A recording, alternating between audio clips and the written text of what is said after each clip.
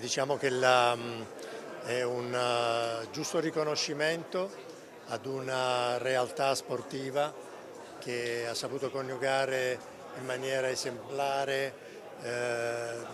modo di valorizzare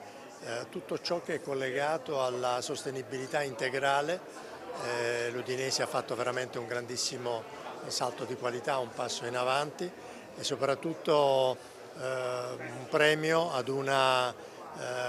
comunità, ad una società che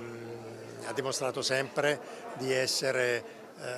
collegata, strettamente collegata diciamo nel valorizzare nelle migliori condizioni un binomio tra sport e cultura, tra sport e turismo, e quindi credo che questo riconoscimento sia un riconoscimento non solo ai dirigenti ma ad un'intera collettività.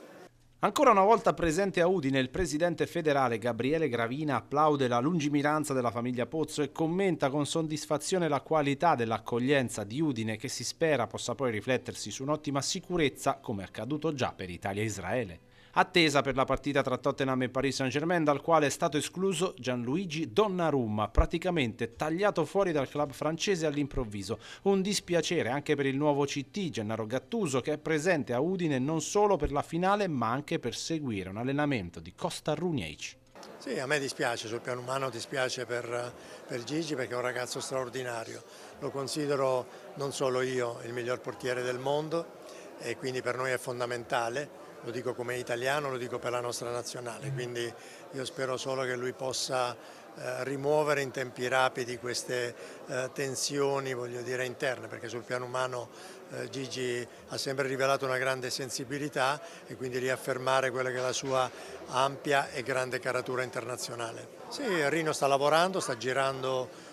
tutti i club, non evita nessuno, quindi sono tutte e 20 le società di calcio, poi tra l'altro al di là delle squadre, le società di calcio diciamo